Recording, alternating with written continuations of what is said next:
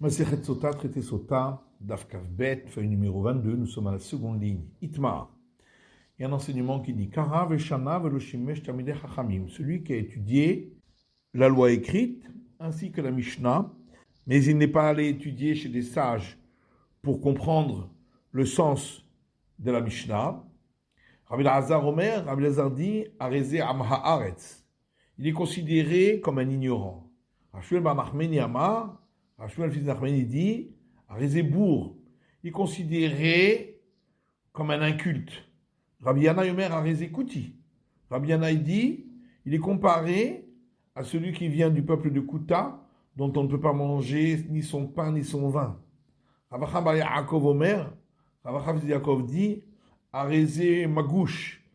Il est considéré comme un sorcier, parce que comme lui, il trompe les gens en enseignant des enseignements qui ne sont pas justes. Rav Nachman bar Yitzhak dit Mistabra ke Ravacha bar Yaakov. Il me semble logique de dire comme Ravacha bar Yaakov, d'Amrinché, car les gens disent Ratin Magusha velo yada. Le sorcier dit des incantations sans savoir Mai Amar, qu'est-ce qu'il dit. Et ici aussi, il enseigne de la Mishnah sans savoir véritablement son sens. Dans Netana, il y a une braïta qui dit Velo yada Mai Amar. Également, qu'il ne sait même pas ce qu'il dit. Dans nous Rabbanan, nous sages enseignent dans une braïta. Ezehu am haaretz. Qui est considéré comme un ignorant? Kol she'eno koreh kriyat shema shacharit ve'arvit be'birkoteha. Tout celui qui ne récite pas le shemar le matin, le soir avec ses bénédictions. Divrei Rabbi Meir, ça c'est l'avis de Rabbi Meir. V'chachamim omrim, les sages disent kol she'eno maniach tefilin. Celui qui ne met pas les phylactères. Ben Azai Omer, kol she'eno tzitzit bebigdo. Ben Azai dit toute personne qui porte un vêtement à quatre coins et n'y met pas les franges nécessaires. Rabbi Yonatan ben Yosef Amar, Rabbi Yonatan fils Yosef dit, toute personne qui a des enfants et ne les instruit pas dans l'étude de la Torah. D'autres disent,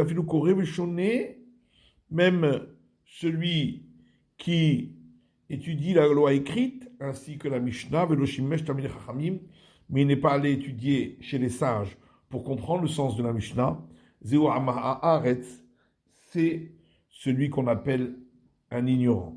Car Bourg, si il a étudié la loi écrite et n'a même pas étudié la Mishnah, il est considéré comme un inculte. Le Karaveloshana, s'il n'a ni étudié la loi écrite ni la Mishnah, c'est sur lui que le verset dit dans le livre de Jérémie, je donnerai une semence à la maison d'Israël et à la maison de Juda, Zera Adam, Zera Behema. Une semence humaine et une semence animale. Et lui aussi est considéré comme un animal qui ne comprend pas du tout ce qu'il fait. On trouve un verset dans les Proverbes. Ira et Hashem béni vamelech. Crains l'Éternel, mon fils, et le roi. Shonim altit arav. Avec ceux qui répètent, ne te mélange pas.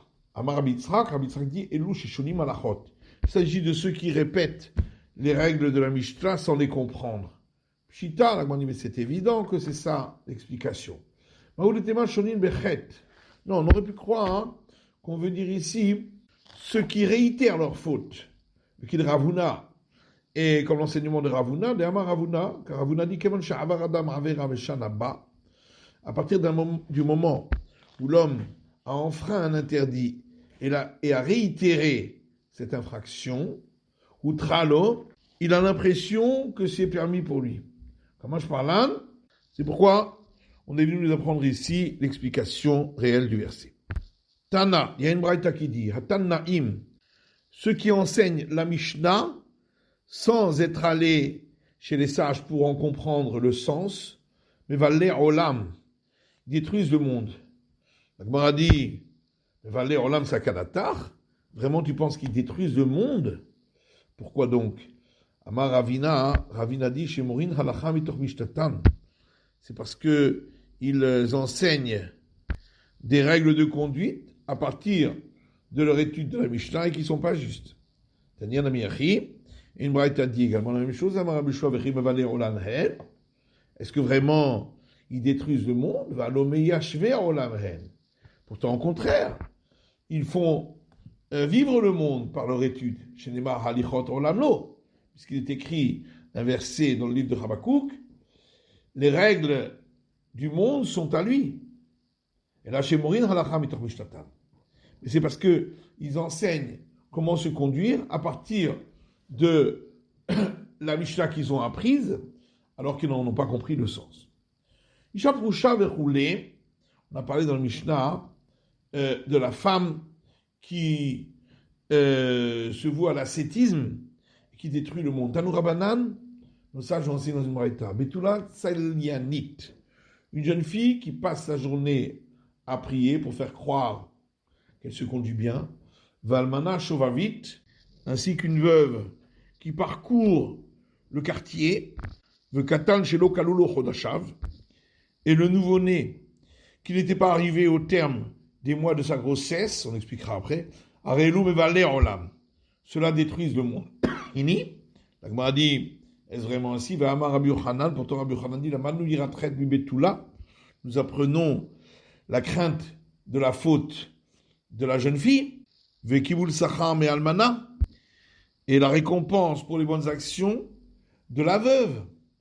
Yiratret Bibetula, la crainte de la faute de la jeune fille, de Rabbi Yochanan, car une fois Rabbi Yochanan, Shamra Lehahi Betula, il a entendu une jeune fille de Nafla à Appa qui est tombée sur sa face, le Kamra, et en disant, Ribono Shel Olam, maître du monde, Barata Gan Eden, tu as créé le paradis, Barata Gehinam, et tu as créé l'enfer, Barata Tzadikim, Barata Reshaim, tu as créé les justes et tu as créé les mécréants.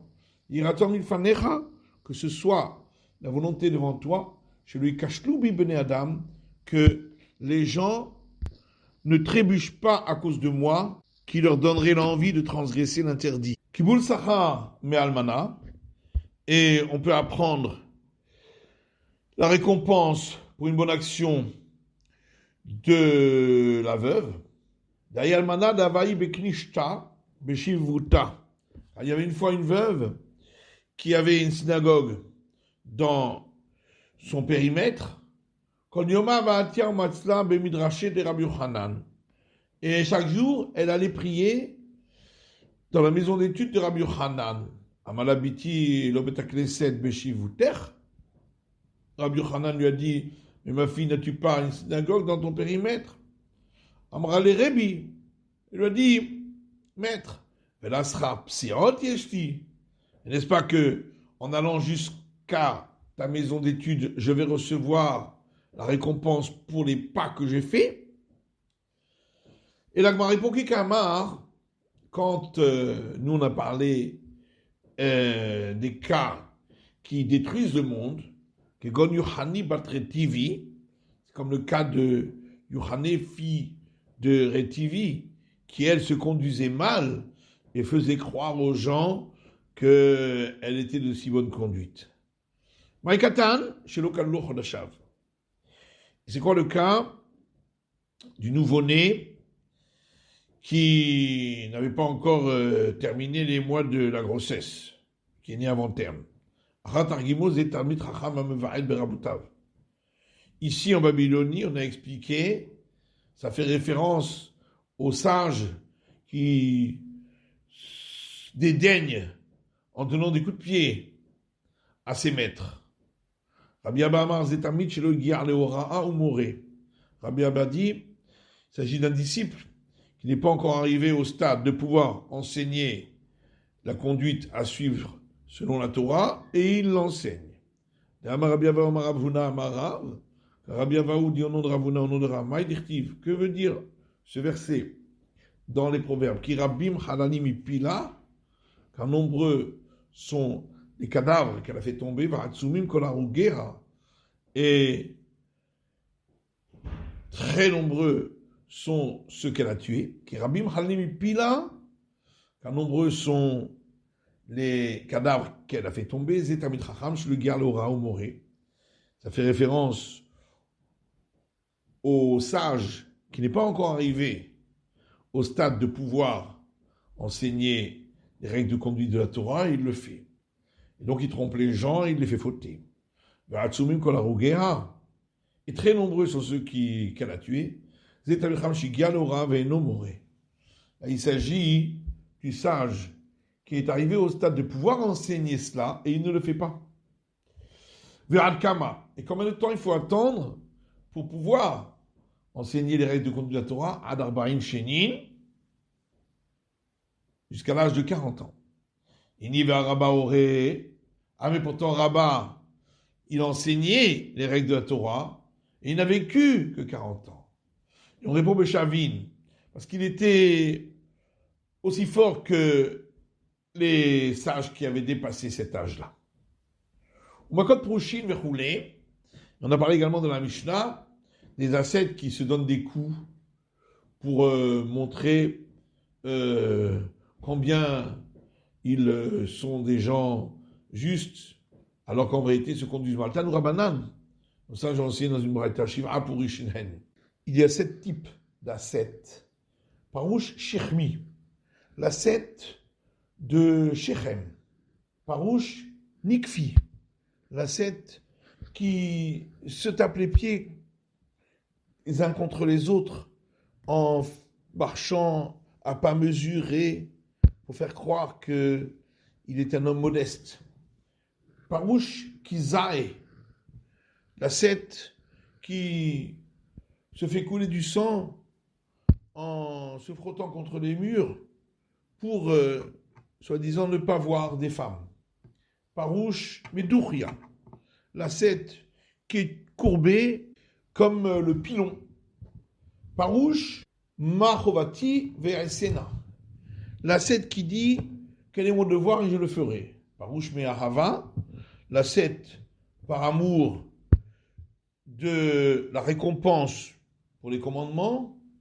Parouche Me'ira, l'ascète par crainte du châtiment pour les infractions. Et la Gemara explique, Parouche Shirmi, le parouche de Shechem, Zerosé Maasé Shechem. C'est celui qui fait comme les gens de Shechem, qui, du temps de Jacob, se sont fait circoncire uniquement pour pouvoir se marier avec les filles de Jacob. Parouche Likpi, l'ascète qui se tape les pieds les uns contre les autres, Zermenakif et Traglav. C'est celui qui, en marchant, fait des pas très mesurés et donc se tape les pieds les uns contre les autres pour faire croire qu'il est très modeste. Parouche Kizae, l'ascète qui se fait couler du sang, Maranacham Baitzrak Zeamekis Dam Liktalim. Maranacham Baitzrak dit c'est celui qui fait couler du sang en se frottant contre les murs. Parouche Medouria, l'ascète comme un pilon, Amaraba Barshila, ne m'échappait à qui Medouria. C'est l'ascète qui est courbé comme un pilon pour faire croire qu'il est humble devant le Créateur. Parouche Bachovati Ve'esena, l'ascète qui dit quel est mon devoir et je le ferai. Amaluta, il a dit mais ça, c'est une bonne conduite. Et la dame Machovati tout Ve'esena. En réalité, c'est celui qui dit mais qu'est-ce que j'aurais encore à faire pour devoir le faire. Parouche Me'ava, Parouche Me'ira, l'ascète par amour de la récompense et l'ascète par crainte du châtiment. Amoula Abaye Verava Letana, Abaye et Rava on dit à celui qui a rapporté cet enseignement, l'otitne Parouche Me'ava, Parouche Me'ira. N'enseigne pas dans cet enseignement celui qui a ascète par amour de la rétribution ou par crainte du châtiment. Un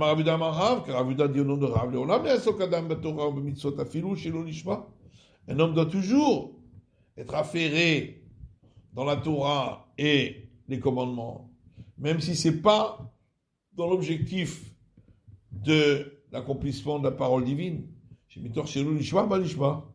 Car en commençant par cette accomplissement des lois, pas pour leur objectif, il en finira à le faire pour l'objectif. Les choses cachées restent cachées. Et ce qui est dévoilé est dévoilé. Mais le grand tribunal dans le monde futur, punira ceux qui, dans ce monde-ci, se sont enveloppés d'un grand châle de prière pour faire croire qu'ils étaient des hommes justes. Amarla Yanaï Malka Lidvete, le roi Yanaï a dit à son épouse, Altitiar imina prushim, ne crains pas les ascètes, Velomimishenan perushim, ni ceux qui ne sont pas ascètes, et la minatzvorim, mais crains les hypocrites, chez Domini prushim, qui ressemblent aux ascètes, chez Maasehen ke Maaseh Zimri, et ils se conduisent comme la conduite de Zimri, qui a pris une fille de Moab, Umvakshim Sechar ke Pinchas, et ils veulent recevoir une récompense comme Pinchas, qui lui a combattu Zimri. Matitin, Rabbi Shimon Omer, Mishta. Rabbi Shimon dit, En zechut tola b'maim amarim, le mérite ne repousse pas la malédiction des eaux amères. Ve'imata omer asrut tole b'maim me'arerim, parce que si tu dis que le mérite repousse la malédiction des eaux maléfiques, madheata et amayim bifnei kol anashim, alors tu réduis la force de ces eaux-là devant toutes les femmes à chototes qui doivent boire et qui vont se dire que de toute façon, par leur mérite, elles ne seront pas punies. Et tu vas faire sortir une médisance sur les femmes qui étaient innocentes et qui ont bu, chez Omrim Tmeoten, et les gens vont dire, elles ont en réalité fauté, le Shetaltan mais seulement le mérite à repousser la malédiction. Rabbi Omer, Rabbi lui dit, le mérite repousse la punition des eaux maléfiques, mais après avoir bu, elle ne va pas tomber enceinte, ne va pas avoir d'enfant, et sa santé ne va pas s'améliorer, et la mitnavna veolechet. Mais au contraire, sa santé va se dégrader, le sauf immétable tamita, et à la fin, elle mourra par cette mort qui était prévue au départ. Si l'oblation de la femme suspectée d'adultère est devenue impure avant qu'on ne l'ait sanctifiée dans l'ustensile du service du temple. C'est comme pour toutes les autres oblations, vétipadé, puisque ça n'a pas encore été sanctifié du corps même de l'oblation, mais simplement c'est une sanctification de valeur, il suffira de la racheter sur de l'argent. Mais si elle est devenue impure après qu'on l'eut sanctifiée dans l'ustensile de service, c'est comme pour toutes les autres oblations, et il faudra la brûler dans le parvis du temple. C'est la fin de l'étude du Daf Kafbet de la feuille numéro 22.